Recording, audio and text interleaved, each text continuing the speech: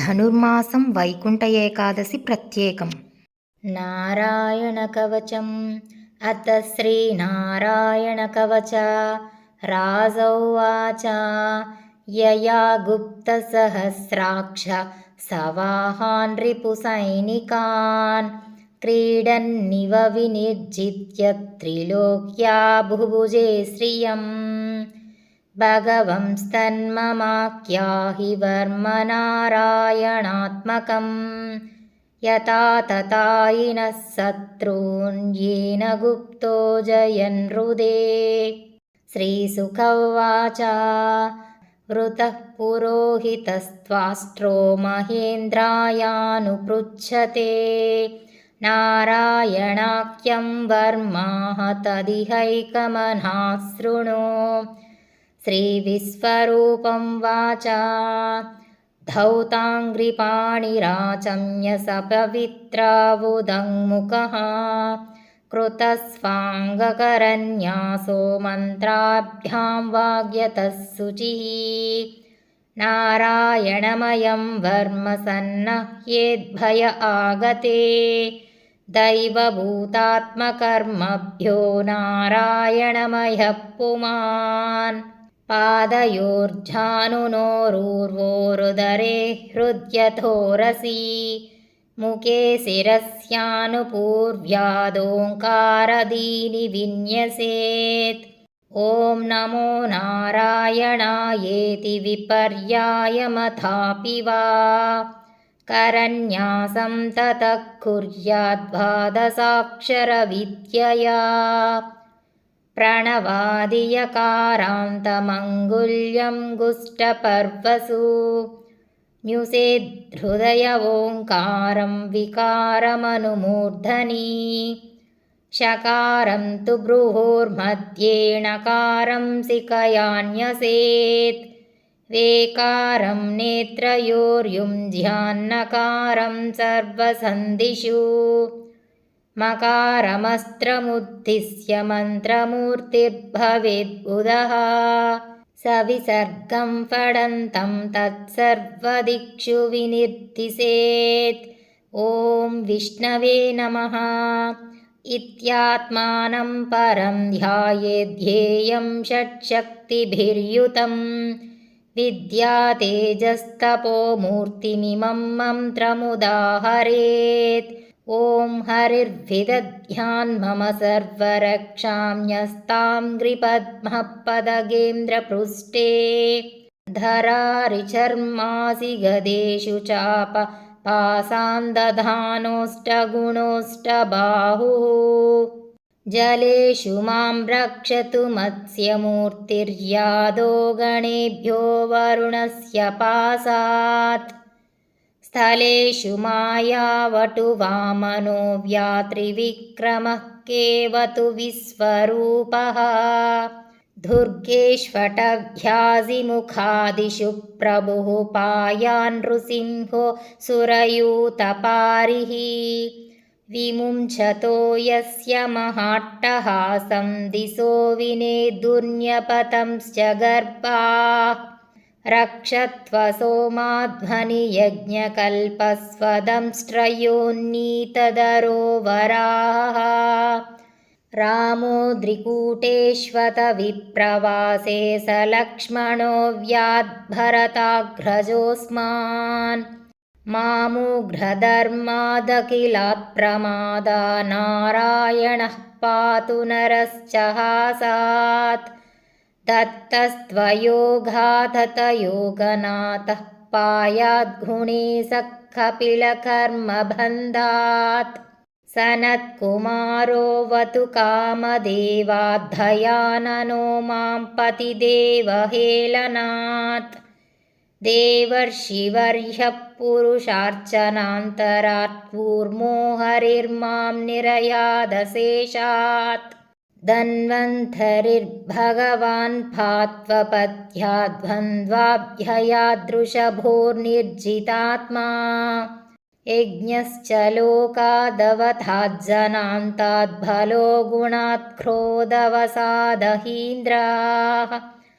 द्वैपायनो भगवानप्रबोधाद्बुद्धस्तु पाषाण्डगणात् प्रमादात् कल्किः कले कालमलात् प्रपातु धर्मावनायोरुकृतावतारः मां केशवो गदया प्रातरव्यात् गोविन्द आसङ्गवमात्तवेणुः नारायणः प्राह्णवुदात्तशक्तिर्मध्यन्दिने विष्णुररीन्द्रपाणिः देवोपराह्णे मधुहोघ्रधन्वा सायन्द्रिदामावतु माधवो माम् धोषे हृषीकेश उदार्धरात्रे निशीतये कोऽवतु पद्मनाभः श्रीवत्सधामा पररात्रयी सह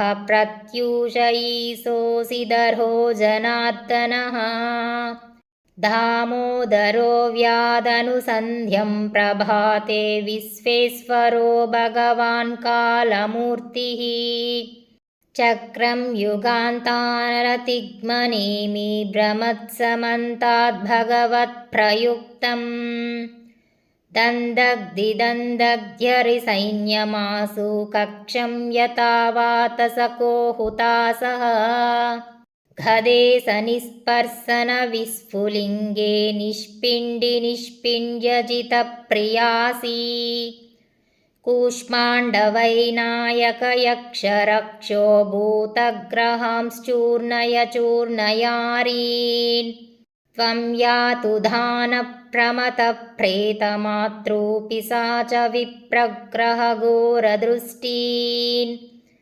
दरेन्द्रविद्रावय कृष्णपूरितो भीमस्वनोरेर्हृदयानि कम्पयन् त्वं तिग्मधारासिवरारिसैन्यमीशप्रयुक्तो मम छिन्दि छिन्दि चक्षुंषि चर्मं सतचन्द्रछादयद्दिशामघोनां हरपापचक्षुषाम् यन्नो भयं ग्रहेभ्यो भूत्केतुभ्यो नृभ्य एव च सरीसृपेभ्यो दंश्रिभ्यो भूतेभ्यो गेभ्य एव च सर्वाण्येतानि भगवन्नामरूपास्त्रकीर्तनात् प्रयान्तु संशयं सद्यो येन श्रेयः प्रतीपकाः गरुडो भगवान् स्तोत्रस्तोमश्छन्दोमयप्रभुः रक्षत्वशेषकृच्छेभ्यो विश्वक्सेनस्वनामभिः सर्वापद्भ्यो हरेर्नामरूपयानायुधानि नः वृद्धीन्द्रियमनः प्राणान् पान्तु पार्षदभूषणाः यथा हि भगवानेवा वस्तुतः सदसच्चयत् सत्येनानेन नः सर्वे यान्तु नासमुपद्रवाः यतैकात्म्यानुभावानां विकल्परहितः स्वयं घोषणायुधलिङ्गाख्या धत्ते शक्तिः स्वमायया तेनैव सत्यमानेन सर्वज्ञो भगवान् हरिः पातु सर्वैस्वरूपैर्नः सदा सर्वत्र सर्वगः विदिक्षु दिक्षुर्ध्वमधः समन्तादन्तर्बहिर्भगवान्नारसिंहः प्रह्लापयल्लोकभयं स्वनेन स्वतेजसाग्रस्तसमस्ततेजाः मघवन्निधमाख्यातं वर्मनारायणात्मकं विजेष्यस्यञ्जसा येन दंसितोऽसुरयूथपान् एतद्धारयमाणस्तु यं यं पश्यति चक्षुषा पदा वा संस्पृशेत् सद्यः सात्वसात् स विमुच्यते न कुतश्चिभयं तस्य विद्यां धारयतो भवेत् राजदस्युग्रहादिभ्यो व्याध्यादिभ्यश्च कर्हिचित् इमां विद्यां पुरा कश्चित् कौशिको धारयन् द्विजः योगधारणया स्वाङ्गं जहोसमरुधन्वनी तस्योपरि विमानेन गन्धर्वपतिरेकदा ययो चित्ररथस्त्रीभिर्वृतो यत्र द्विजक्षयः गगनान्यपतत् सद्यः स विमानो ह्यवाक्षिराः सवालकिल्यवचनादस्तीन्यादाय विस्मितः प्राप्य प्राच्यां सरस्वत्यां स्नात्वा धामस्वमन्वगात्। श्रीशुक उवाच य इदं शृणुयात्काले यो धारयति चादृतः तं नमस्यन्ति भूतानि मुच्यते सर्वतो भयात् एतां विद्यामधिगतो विश्वरूपाच्शतक्रतुः त्रैलोक्यलक्ष्मीं भुभुजे विनिर्जित्य मृधे सुरान्। इति श्रीमद्भागवते महापुराणे षष्ठस्कन्धे नारायणवर्मोपदेशो नाम अष्टमोऽध्यायः। नारायणसूक्तम्। ॐ सहनाववतु सहनौ भुनक्तु सह वीर्यं करवावहै तेजस्विनावधीतमस्तु मा विद्विषावहै। ॐ शान्तिः शान्तिः शान्तिः। धाता पुरस्ताद्यमुदा जहार सक्रप्रविद्वान् प्रदिशश्च तस्रः तमेवं विद्वानमृत इह भवति नान्यः पन्था अयनाय विद्यते। ॐ सहस्रशीर्षं देवं विश्वाक्षं विश्वशम्भुवं विश्वं नारायणं देवमक्षरं परमं पदं विश्वतः परमान्नित्यं विश्वं नारायणगं हरिं विश्वमेवेदं पुरुषस्तद्विश्वमुपजीवति पतिं विश्वस्यात्मेश्वरगं शाश्वतगं शिवमच्युतं नारायणं महाज्ञेयं विश्वात्मानं परायणं नारायणपरो ज्योतिरात्मा नारायणः परः नारायणपरं ब्रह्मतत्त्वं नारायणः परः नारायणपरो ध्याता ध्यानं नारायणः परः यच्च किञ्चिज्जगत्सर्वं दृश्यते श्रूयतेऽपि वा अन्तर्बहिश्च तत्सर्वं व्याप्य नारायणस्थितः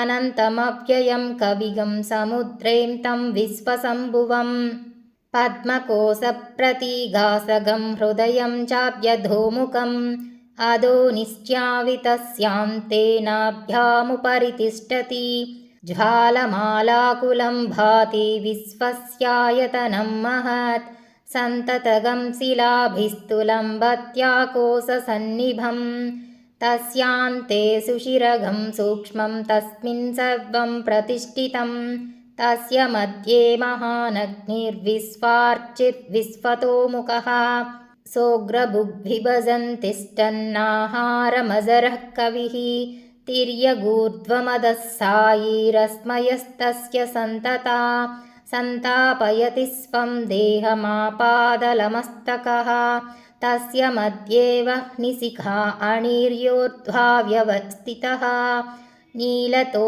यदमध्यस्था विद्युल्लेकेव भास्वरा नीवारसूकवत्थन्वी पीता भास्वत्यनुपमा तस्या शिखाया मध्ये परमात्मा व्यवस्थितः स ब्रह्म स शिवः स हरिः सेन्द्रः सोऽक्षरः परमस्वराट् ऋतघं सत्यं परब्रह्म पुरुषं कृष्णपिङ्गलम् ऊर्ध्वरेतं विरूपाक्षं विश्वरूपाय वै नमो नमः। ॐ नारायणाय विद्महे वासुदेवाय धीमहि तन्नो विष्णुः प्रचोदयात्। ॐ शान्तिः शान्तिः शान्तिः। नारायणाष्टकं वात्सल्यादभयप्रदानसमयाधार्तार्तिनिर्वापणा दौदार्यादगशोषणादगणितश्रेयः पदप्रापणात् सेव्यः श्रीपतिरेक एव जगतामीते भवत्साक्षिणः प्रह्लादश्च विभीषणश्च करिराट् पाञ्चाल्यहल्याद्रुवः प्रह्लादास्ति यदीश्वरो वदहरिः सर्वत्र मे दर्शया स्तम्भे चैवमिति ब्रुवन्तमसुरं तत्राविरासीद्धरीः वक्षस्तस्य विदारयन्निजनकैर्वात्सल्यमापादया आर्तत्राणपरायणः स भगवन्नारायणो मे गतिः श्रीरामोऽत्र विभीषणो यमनघो रक्षोभयादागतः सुग्रीवानय पालयैनमधुना पौलस्त्यमेवागतम् इत्युक्त्वा भयमस्य सर्वविदितं यो राघवो दत्तवान् आर्तत्राणपरायणः स भगवन्नारायणो मे गतिः नक्रग्रस्तपदं समृद्धृतकरं ब्रह्मादयो भोसुरा रक्षन्तामिति दीनवाक्यकरिणं देवेष्वशक्तेषु यः मा भैषीरिति तस्य नक्रहनने चक्रायुधः श्रीधरो आर्तत्राणपरायणः स भगवन्नारायणो मे गतिः भो कृष्णाच्युत भो कृपालय हरे भो पाण्डवानां सखे क्वासि क्वासि सुयोधनाद्यप्रहृतां भो रक्ष मामातुराम् इत्युक्तोक्षयवस्त्रसंवृततनुर्योत्फालयद् द्रौपदीम् आर्तत्राणपरायणः स भगवान्नारायणो मे गतिः यत्पादाब्जनखोदकं त्रिजगतां पापौघविध्वंसनं यन्नामामृतपूरकं च पिबतां संसारसंतारकम् पाषाणोऽपि यदङ्घ्रिपद्मरजसा शापान्मुरेर्मोचितो आर्तत्राणपरायणः स भगवान्नारायणो मे गतिः पित्रा भ्रातरमुत्तमासनगतं ह्यौत्थानपादिध्रुवो दृष्ट्वा तत्सममारुरुक्षरधिकं मात्रावमानं गतः यं गत्वा शरणं यदापतपसा हेमात्रिसिंहासनम्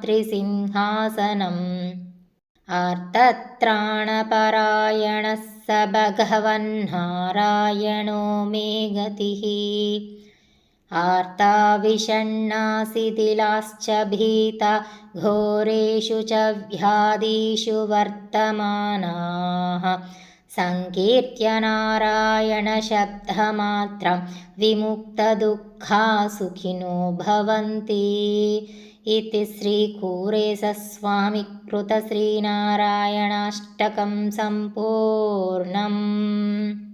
नारायणस्तोत्रम्। नारायण नारायण जय गोविन्द हरे नारायण नारायण नारायण जय गोपाल हरे नारायण करुणापारावार वरुणालय गम्भीर नारायण घननीरद संकास कृत कलिकल्मषनाशन नारायण नारायण नारायण जय गोविन्द हरे नारायण नारायण नारायण गोपाल हरे नारायण यमुनातीरविहार धृतकौस्तुभमणिहार नारायण पीताम्बरपरिधान सुरकल्याणनिधान नारायण नारायण नारायण जय गोविन्द हरे नारायण नारायण नारायण जय गोपाल हरे नारायण मञ्जुलकुञ्जाभूष मायामानुषवेश नारायण राधाधर मधुरसिक रजनीकर कुलतिलक नारायण नारायण नारायण जय गोविन्द हरे नारायण नारायण नारायण जय गोपाल हरे नारायण मुरलीगान विनोद वेदस्तुत भूपाद नारायण वारिजभूषाभरण राजीव रुक्मिणी रमण नारायण नारायण नारायण जय गोविन्द हरे नारायण नारायण नारायण जय गोपाल हरे नारायण जलरुहदलनिभनेत्र जगदारम्भकसूत्र नारायण पातकरजनी संहार करुणालय मामुद्धर नारायण नारायण नारायण जय गोविन्द हरे नारायण नारायण नारायण जय गोपाल हरे नारायण अगबकहय कंसारे केशव कृष्ण मुरारे नारायण हाटक निभ पीताम्बर अभयं कुरु मे मावर नारायण नारायण नारायण जय गोविन्द हरे नारायण नारायण नारायण जय गोविन्द हरे नारायण दशरथ राजकुमार दानव मद संहार नारायण गोवर्धन गिरिरमण गोपी मानस हरण नारायण नारायण नारायण जय गोविन्द हरे नारायण नारायण नारायण जय गोपाल हरे नारायण सरयूतीरविहार सज्जन ऋषि मंदार नारायण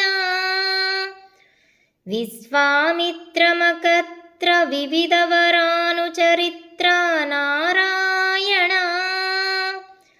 नारायण नारायण जय गोविन्द हरे नारायण नारायण नारायण जय गोपाल हरे नारायण ध्वजवज्राङ्कुशपाद धरणीसुत सहमोद नारायण जनकसुता प्रतिपाल जय जय संस्कृतिलील नारायण नारायण नारायण जय गोविन्द हरे नारायण नारायण नारायण जय गोपाल हरे नारायण दशरथ वाग्भृति भार दण्डकवन संचार नारायण मुष्टिक चाणूर संहार मुनिमानस विहार नारायण नारायण नारायण जय गोविन्द हरे नारायण नारायण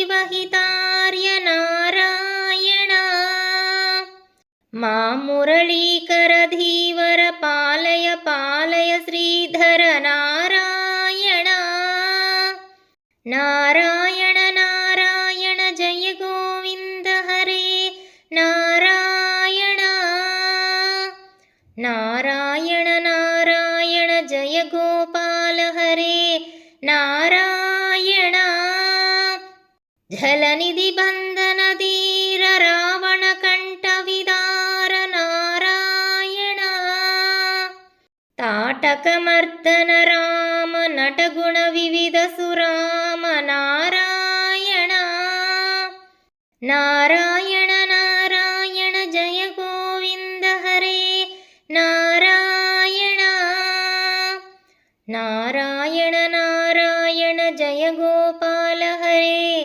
नारायण गौतम पत्नी पूजन करुणा घनावलोकन नारायण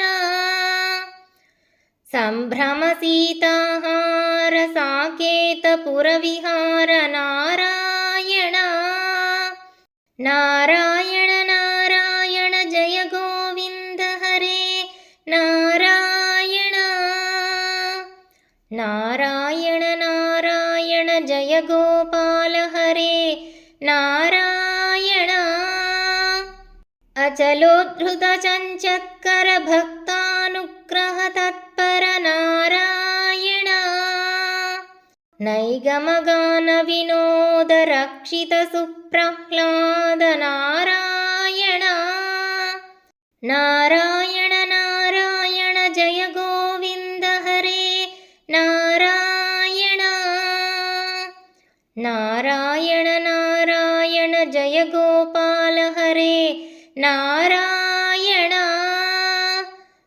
नारायण नारायण जय गोविन्द हरे नारायण नारायण नारायण जय गोपाल हरे नारायण नारायण नारायण इति श्रीमच्छङ्कराचार्यविरचितं नारायणस्तोत्रं सम्पूर्णम् ಶ್ರೀ ವಿಷ್ಣು ಷೋಡಶನಾಮಸ್ತೋತ್ರಂ ಔಷಧೇ ಚಿಂತಯೇದ್ವಿಷ್ಣುಂ ಭೋಜನೆ ಚ ಜನಾರ್ದನಂ ಶಯನೆ ಪದ್ಮನಾಭಂ ಚ ವಿವಾಹೇ ಚ ಪ್ರಜಾಪತಿಂ ಯುದ್ಧೇ ಚಕ್ರಧರಂ ದೇವಂ ಪ್ರವಾಸೇ ಚ ತ್ರಿವಿಕ್ರಮಂ ನಾರಾಯಣಂ ತನುತ್ಯಾಗೆ ಶ್ರೀಧರಂ ಪ್ರಿಯಸಂಗಮೇ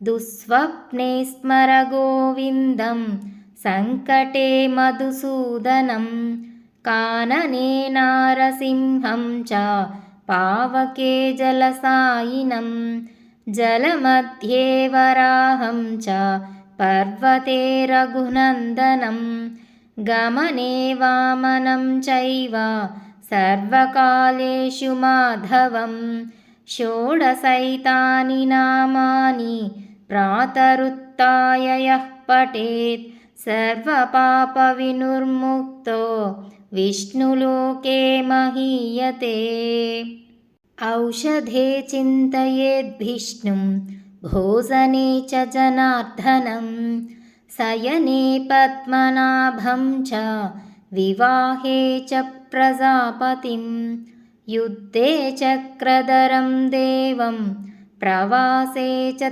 ತ್ರಿವಿಕ್ರಮಂ ನಾರಾಯಣಂ ತನುತ್ಯಾಗೆ ಶ್ರೀಧರಂ ಪ್ರಿಯಸಂಗಮೇ ದುಸ್ವಪ್ನೆ ಸ್ಮರ ಗೋವಿಂದಂ ಸಂಕಟೇ ಮಧುಸೂದನಂ ಕಾನನೆ ನಾರಸಿಂಹಂ ಚ ಪಾವಕೆ ಜಲಸಾಯಿನಂ ಜಲಮಧ್ಯೆ ವರಾಹಂ ಚ ಪರ್ವತೆ ರಘುನಂದನಂ ಗಮನೆ ವಾಮನಂ ಚೈವ ಸರ್ವಕಾಲೇಷು ಮಾಧವಂ ಷೋಡಶೈತಾನಿ ನಾಮಾನಿ ಪ್ರಾತರುತ್ಥಾಯ ಯಃ ಪಠೇತ್ ಸರ್ವಪಾಪವಿನಿರ್ಮುಕ್ತೋ विष्णुलोके महीयते। औषधे चिन्तयेद्विष्णुं भोजने च जनार्दनं शयने पद्मनाभं च विवाहे च प्रजापतिं युद्धे चक्रधरं देवं प्रवासे च त्रिविक्रमं नारायणं तनुत्यागे श्रीधरं प्रियसङ्गमे दुःस्वप्ने स्मर गोविन्दं सङ्कटे मधुसूदनं कानने नारसिंहं च पावके जलसायिनं जलमध्ये वराहं च पर्वते रघुनन्दनं गमने वामनं चैव सर्वकालेषु माधवं षोडशैतानि नामानि प्रातरुत्थाय यः पठेत् सर्वपापविनिर्मुक्तो विष्णुलोके महीयते। ಓಂ ನಮೋ ನಾರಾಯಣಾಯ ನಮಃ. ವಿಷ್ಣು ಷಟ್ಪದಿ ಸ್ತೋತ್ರ. ಅವಿನಯಮಪನಯ ವಿಷ್ಣೋದಮಯ ಮನಃ ಸಮಯ ವಿಷಮೃಗತೃಷ್ಣಾ ಭೂತದಯಾಂ ವಿಸ್ತಾರಯ ತಾರಯ ಸಂಸಾರ ಸಾಗರತಃ ದಿವ್ಯದುನಿ ಮಕರಂದೇ ಪರಿಮಳ ಪರಿಭೋಗ ಸಚ್ಚಿದಾನಂದೇ ಶ್ರೀಪತಿ ಪದಾರವಿಂದೇ ಭವಭಯಖೇದಚ್ಛಿದೇ ವಂದೇ ಸದ್ಯಪಿ ಭೇದಾಪಗಮೇನಾಥ ತವಾಹಂ ನ ಮಮಾಕೀನಸ್ತ್ವಂ ಸಾಮುದ್ರೋ ಹಿ ತರಂಗಕ್ವಚನ ಸಮುದ್ರೋ ನ ತಾರಂಗಃ ಉದ್ಧೃತನಗನಗಬಿಧನುಜ ಧನುಜಕುಲಾಮಿತ್ರಮಿತ್ರ ಸಸಿ ದೃಷ್ಟೇ ದೃಷ್ಟೇ ಭವತಿ ಪ್ರಭವತಿ ನ ಭವತಿ ಕಿಂ ಭವತಿರಸ್ಕಾರಃ ಮತ್ಸ್ಯಾದಿಭಿರವತಾರೈರವತಾರವತಾವತಾ ಸದಾ ವಸುಧಾಂ ಪರಮೇಶ್ವರ ಪರಿಪಾಲ್ಯೋ ಭವತಾ ಭವತಾ ಭಬೀತೋಹಂ ದಾಮೋದರ ಗುಣಮಂದಿರ ಸುಂದರವದನಾರವಿಂದ ಗೋವಿಂದ ಭವಜಲಧಿ ಮಥನ ಮಂದರ ಪರಮಂ ದರಮಪನಯತ್ವಂ ಮೇ ನಾರಾಯಣ ಕರುಣಾಮಯ ಶರಣಂ ಕರವಾಣಿ ತಾವಕೌ ಚರಣೌ ಇತಿ ಷಟ್ಪದಿ ಮದೀಯೇ ವದನ ಸರೋಜೆ ಸದಾ ವಸತು ಇತಿ ಶ್ರೀಮಶ್ಶಂಕರಾಚಾರ್ಯ ವಿರಚಿತಂ ಶ್ರೀ ವಿಷ್ಣು ಷಟ್ಪದಿ ಸ್ತೋತ್ರಂ ಸಂಪೂರ್ಣಂ. ಶ್ರೀ ವಿಷ್ಣು ಅಷ್ಟೋತ್ತರ ಶತನಾಮ ಸ್ತೋತ್ರಂ. ಅಷ್ಟೋತ್ತರಶತಂ ನಾಮ್ನಾಂ ವಿಷ್ಣೋರತುಲತೇಜಸಃ ಯಸ್ಯ ಶ್ರವಣಮಾತ್ರೇಣ ನರೋ ನಾರಾಯಣೋ ಭವೇತ್. ವಿಷ್ಣುರ್ಜಿಷ್ಣುರ್ವಷಟ್ಕಾರೋ ದೇವದೇವೋ ವೃಷಾ ಕಪಿಃ ದಾಮೋದರೋ ದೀನಬಂಧುರಾದಿದೇವೋದಿತೆ ಸುತಃ ಪುಂಡರೀಕಃ ಪರಾನಂದಃ ಪರಮಾತ್ಮಾ ಪರಾತ್ಪರಃ ಪರಸುಧಾರಿ ವಿಶ್ವಾತ್ಮಾ ಕೃಷ್ಣಃ ಕಲಿಮಲಾಪಃ ಕೌಸ್ತುಭೋದ್ಭಾಸಿತೋ ರಸ್ಕೋ ನರೋ ನಾರಾಯಣೋ ಹರಿಃ ಹರೋ ಹರಪ್ರಿಯಃ ಸ್ವಾಮಿ ವೈಕುಂಠೋ ವಿಶ್ವತೋ ಮುಖಃ ಹೃಷಿಕೇಶೋ ಪ್ರಮೇಯಾತ್ಮಾ ವರಾಹೋ ಧರಣೀಧರಃ ವಾಮನೋ ವೇದವಕ್ತಾ ಚ ವಾಸುದೇವಃ ಸನಾತನಃ ರಾಮೋ ವಿರಾಮೋ ವಿರಸೋ ರಾವಣಾರಿ ರಮಾಪತಿಃ ವೈಕುಂಠವಾಸಿ ವಸುಮಾನ್ ಧನದೋ ಧರಣೀಧರಃ ಧರ್ಮೇಶೋ ಧರಣೀನಾಥೋ ಧ್ಯೇಯೋ ಧರ್ಮಭೃತಾಂಬರಃ ಸಹಸ್ರಶೀರ್ಷಾ ಪುರುಷಃ ಸಹಸ್ರಾಕ್ಷಃ ಸಹಸ್ರಪಾತ್ ಸರ್ವಗಃ ಸರ್ವವಿತ್ ಸರ್ವಃ ಶರಣ್ಯಃ ಸಾಧುವಲ್ಲಭಃ ಕೌಸಲ್ಯಾನಂದನಃ ಶ್ರೀಮಾನ್ ರಕ್ಷಃ ಕುಲವಿನಾಶಕಃ ಜಗತ್ಕರ್ತಾ ಜಗದ್ಧರ್ತಾ ಜಗಜ್ಜೇತಾ ಜನಾರ್ತಿಃ ಜಾನಕೀ ವಲ್ಲಭೋ ದೇವೋ ಜಯರೂಪೋ ಜಲೇಶ್ವರಃ ಕ್ಷೀರಾಬ್ಧಿವಾಸಿ ಕ್ಷೀರಾಬ್ಧಿತನಯಾ ವಲ್ಲಭಸ್ಥತಾ शेषसायी पन्नगारी वाहनो विष्टरस्रवः माधवो मधुरानाथो मुकुन्दो मोहनासनः दैत्यारिः पुण्डरीकाक्षो ह्यच्युतो मधुसूदनः सोमसूर्याग्निनयनो नृसिंहो भक्तवत्सलः नित्यो निरामयः शुद्धो नरदेवो जगत्प्रभुः हयग्रीवो जितरिपुरुपेन्द्रो रुक्मिणीपतिः सर्वदेवमयः श्रीशः सर्वाधारः सनातनः सौम्यः सौम्यप्रदस्रष्टा विश्वक्सेनो जनार्दनः यशोदातनयो योगी योगशास्त्रपरायणः रुद्रात्मको रुद्रमूर्तिः राघवो मधुसूदनः इति ते कथितं दिव्यं नाम्नामष्टोत्तरं शतं सर्वपापहरं पुण्यं विष्णोरमिततेजसः दुःखदारिद्र्यदौर्भाग्यं नाशनं सुखवर्धनं सर्वसम्पत्करं सौम्यं महापातकनाशनं प्रातरुत्थाय विपेन्द्र पठेदेकाग्रमानसः तस्य नश्यन्ति विपदां रासयः सिद्धिमाप्नुयात् इति श्रीविष्णोरष्टोत्तरशतनामस्तोत्रं सम्पूर्णम्।